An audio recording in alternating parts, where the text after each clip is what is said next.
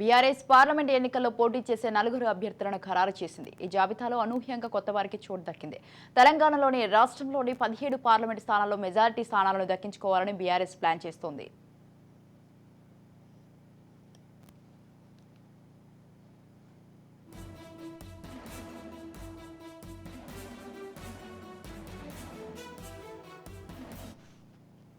అధికారాన్ని కోల్పోయిన తర్వాత చోటు చేసుకున్న పరిణామాల్లో బీఆర్ఎస్ ను 3 సిట్టింగ్ ఎంపీలు వీడారు. పెద్దపల్లి ఎంపీ వెంకటేష్ బీఆర్ఎస్ ను వీడి కాంగ్రెస్ పార్టీలో చేరారు. Zaheerabad MP BB Patil, Nagarkurnool MPP Ramulu BRS ను వీడి బీజేపీలో చేరారు. ఈ పరిణామం బీఆర్ఎస్ కు షాక్ కలిగింది. ఖమ్మం నుండి నామ నాగేశ్వరరావు, మహబూబాబాద్ నుండి మాలోతు కవిత, కరీంనగర్ నుండి బి వినోద్ కుమార్, పెద్దపల్లి నుండి కొప్పుల ఈశ్వర్ పేర్లను ఇప్పటికే బీఆర్ఎస్ ప్రకటించింది. ఇక మెదక్ నుండి ఒంటేరు ప్రతాప్ రెడ్డి, జహీరాబాద్ నుండి గాలి అనిల్ కుమార్, మల్కాజ్గిరి నుండి షంబీర్పూర్ రాజు, చేవేల నుండి కాసారి జ్ఞానేశ్వర్ పేర్లను బీఆర్ఎస్ నాయకత్వం ఖరారు చేసింది.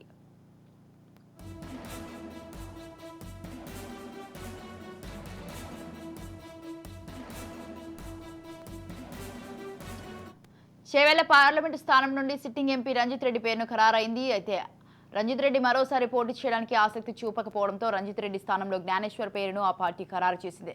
మల్కాజ్గిరి పార్టీ స్థానంలో మాజీ మంత్రి మల్లారెడ్డి తనయుడు భద్రారెడ్డి పోటీ చేస్తారని తొలుత ప్రచారం సాగింది. అయితే పోటీ నుండి భద్రారెడ్డి ఆసక్తి చూపడం లేదని మల్లారెడ్డి బీఆర్ఎస్ నాయకత్వానికి తేల్చి చెప్పారు. దీంతో షంబీపూర్ రాజును బీఆర్ఎస్ నాయకత్వం ఖరారు చేసింది. అసెంబ్లీ ఎన్నికల సమయంలో గాలి అనిల్ కుమార్ కాంగ్రెస్ ను వీడి బీఆర్ఎస్ లో చేరారు. అనిల్ కుమార్ కు జహీరాబాద్ ఎంపీ స్థానాన్ని కేటాయించారు. జహీరాబాద్ సిట్టింగ్ ఎంపీపీ బీవీ పాటిల్ బీజేపీలో చేరడంతో అనిల్ కుమార్ ను బరిలోకి దింపాల్సి వచ్చింది బీఆర్ఎస్. మిగిలిన స్థానాల్లో కూడా అభ్యర్థులను త్వరలోనే బీఆర్ఎస్ నాయకత్వం ప్రకటించనుంది.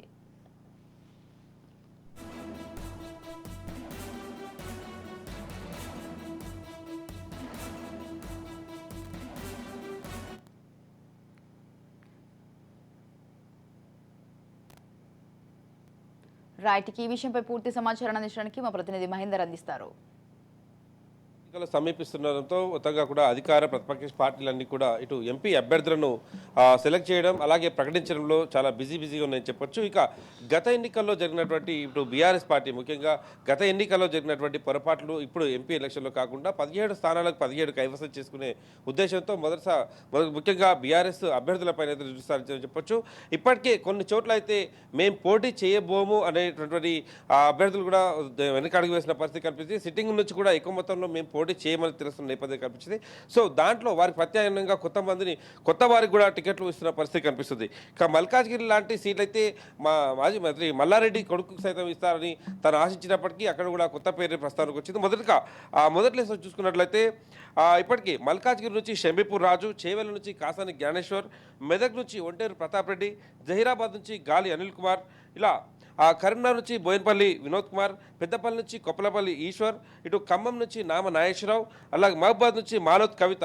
సో ఇప్పటికీ ఇలా 8 మంది అయితే పూర్తిగా ఖరారు అయిపోయిన పరిస్థితి కనిపిస్తుంది. ఇక బీఎస్పీతో వైపు పొత్తు అనే ఏదైతే వార్తలు వస్తున్న నేపథ్యంలో మరి ఈ పొత్తు నేపథ్యంలో మరి బీఎస్పీకి ఎన్ని సీట్లు ఇస్తారు అనే దానిపైన అయితే ఇంకా క్లారిటీ రావాల్సి ఉంది. మరి ఆ రకంగా ఇంకా ప్రకటించలేని టికెట్లలో మరి ఇటు బీఎస్పీకి ఎన్ని టికెట్లు వాళ్ళు ఇస్తున్నారు అనే దానిపైన అయితే ఇంకా చర్చ కొనసాగుతున్న పరిస్థితి కనిపిస్తుంది.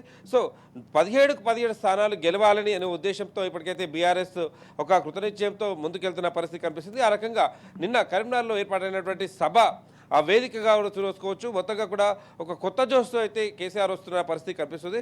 చూడాలి మొత్తంగా 17 స్థానాలకు మరి బీఎస్పీకి పొత్తు ఉన్న నేపథ్యంలో బీఎస్పీకి ఎన్ని టికెట్లు వాళ్ళు ఇస్తున్నారు, ఎన్ని కేసులు వాళ్ళకి కేటాయిస్తున్నారు దానిపై అయితే ఇంకా స్పష్టత రాలేని పరిస్థితి చూసి మొత్తానికి 17లో 8 అయితే ఇప్పటికీ క్లియర్గా అయిన నేపథ్యం కనిపిస్తుంది.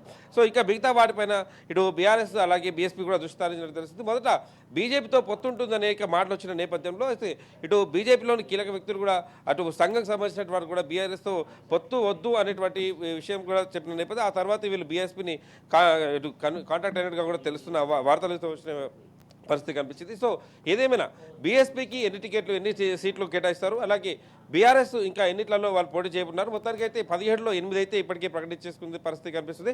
సో ఇప్పటికైతే చేవెళ్ళ అలాగే మల్కాజ్గిరి ఈ 2 స్థానాలపైన సిట్టింగ్లే ఎక్కువగా చూపుతారని దాదాపు చెప్పిన పరిస్థితి కనిపించింది. చేవెళ్ళలో రంజిత్ రెడ్డి పోటీ చేస్తాడని భావించినప్పటికీ ఆయన సర్వేలు కూడా చేయించుకొని అక్కడ ఎట్టి పరిస్థితుల్లోనూ 3వ స్థాయికి వెళ్తున్న పరిస్థితి కనిపిస్తుంది. సో థర్డ్ ప్లేస్కే వెళ్తున్న పరిస్థితి కనిపిస్తున్న పరిస్థితి ఇటు పార్టీ నుంచి పోటీ చేస్తే.